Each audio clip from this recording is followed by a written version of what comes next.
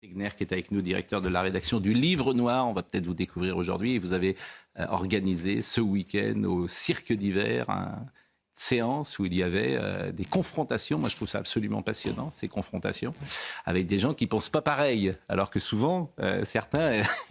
et que sur les plateaux, il n'y ait que des gens qui pensent de la même manière. Donc c'était très intéressant. Et Carl Olive, par exemple, a pu échanger avec Éric Zemmour. Exactement, on a organisé cet événement à l'occasion de la sortie d'un magazine sur l'immigration. Et on voulait faire cet événement avec ce thème de l'immigration. Vous savez qu'Emmanuel Macron essaye de remettre à chaque fois sous le tapis.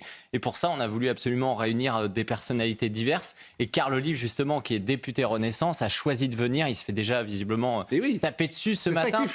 Alors qu'il est venu, il a véritablement débattu. C'était très animé. C'est-à-dire qu'ils ne veulent pas. C'est-à-dire que vous avez aujourd'hui un espace médiatique. Carl Olive ne doit pas venir parler sur ce plateau avec, en l'occurrence, c'était Éric Zemmour. C'est très intéressant parce que même le président de la République, je pense, réfléchit à être en discussion, pourquoi pas, avec des gens qui ne pensent pas comme lui. Ça s'appelle le débat des... Et il y avait vous annoncez sa venue sur ce plateau ?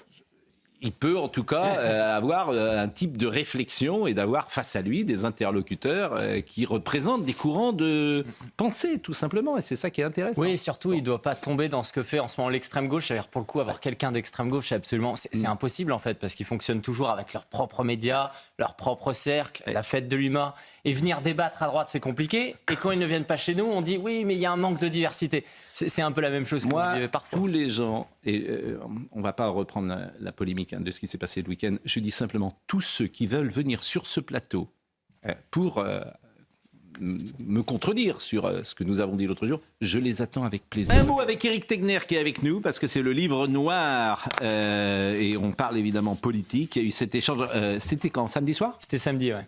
Bon. C'est pas très festif quand même pour faire de la politique le samedi soir au Palais des Sports. Justement, il faisait vraiment de la politique. Vous savez, c'est intéressant tout ce que vous dites depuis le début, parce qu'on essaie souvent de reprocher aux journalistes de droite d'éditorialiser la vie publique, mais c'est aussi parce qu'il y a seulement les éditorialistes aujourd'hui qui font de la politique. Et les hommes politiques aujourd'hui, ils se cachent, ils ont des discours qui vont pas avoir forcément de charisme, et les gens s'en désintéressent, et c'est tout le problème. Donc c'est pourquoi le président Macron réfléchit à être interrogé, pourquoi pas, par des éditorialistes qui ne pensent pas comme lui. On va écouter Éric Zemmour. Tu veux mon regard.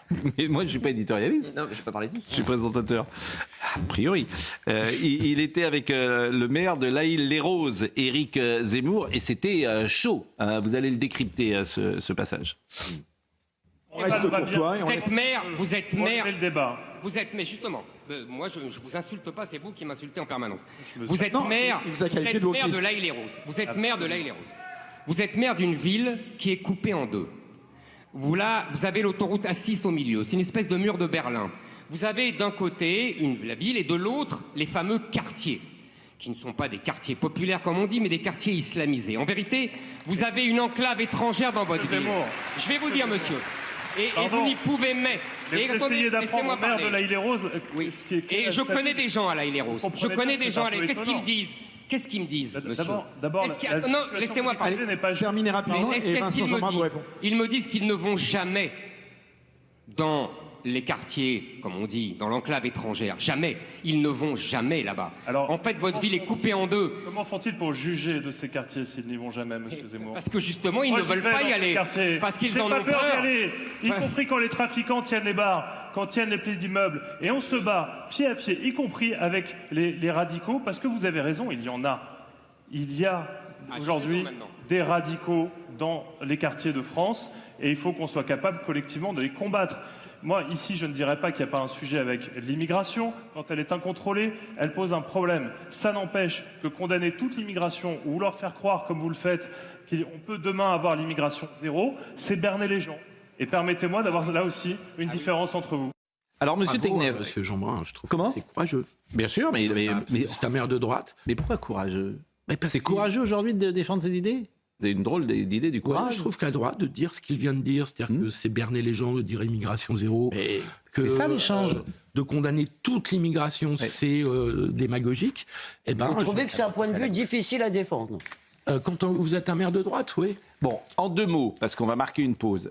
C'est quoi le livre noir? C'est quoi ce que vous faites? Parce qu'aujourd'hui, ça sort on a sorti jeudi un magazine sur l'immigration avec en une Jordan Bardella, Eric Zemmour et David Lisnard. Et on a organisé du coup samedi cette grande confrontation. Donc on voit, il y avait des vrais débats. Mais vous-même, vous êtes journaliste? Je suis journaliste, je suis directeur de la rédaction depuis 3 ans maintenant. Donc le livre noir, c'était à la base, des livres, c'était une chaîne YouTube de 350 000 abonnés. Et donc on a fait l'inverse que les médias habituellement, ils passent du papier au digital. On est passé du digital au papier. Donc tous les 3 mois, on va proposer, là c'est une enquête où je suis allé pendant 6 mois en Tunisie, Lesbos, Lampedusa, j'ai fait toute la route des Balkans.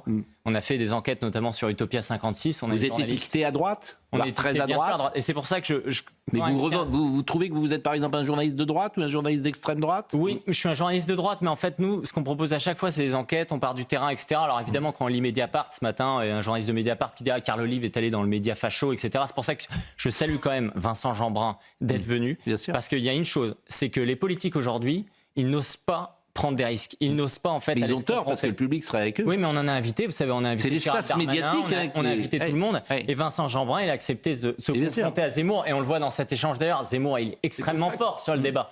Mais c'est ça que les gens attendent à un moment donné. C'est pas non plus les échanges convenus. Mais parce que ces gens ont peur de l'espace médiatique. Mais l'espace médiatique, on l'a vu encore avec ce qui s'est passé vendredi, ne représente pas grand-chose. Bien sûr. Par rapport au public. Et c'est pour ça que les gens. C'est ça que ces gens, là, pour le coup, ils ont peur de l'espace médiatique et d'être affichés et de ne pas pouvoir aller dans de plus être invité à France Inter. Avec les réseaux sociaux, avec l'éditorialisation de la vie publique. C'est là en fait que ça se passe à un moment donné. Et c'est pour ça qu'un Wauquiez, il va à Valence, il pense que c'est son grand retour et il y a 10 personnes sur Twitter qui le regardent.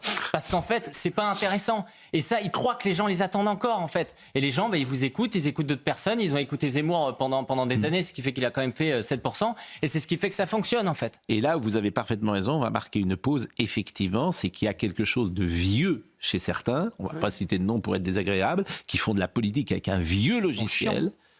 Je ne le dirais pas comme vous, mais ils ont pas compris, c'est des technos, ils sont en éléments de langage, et puis il y en a d'autres qui parlent, je parle pas de nous forcément, mais qui parlent effectivement aux gens. Et bien, Carl Olive était très bon parce qu'il vient du milieu sportif. Bien sûr. Et il connaît très bien comment ça fonctionne à un moment donné. Mais Carl, il est, bien sûr. Et ça ne veut pas dire ne pas faire et il est droit dans ses bottes, Carl Olive.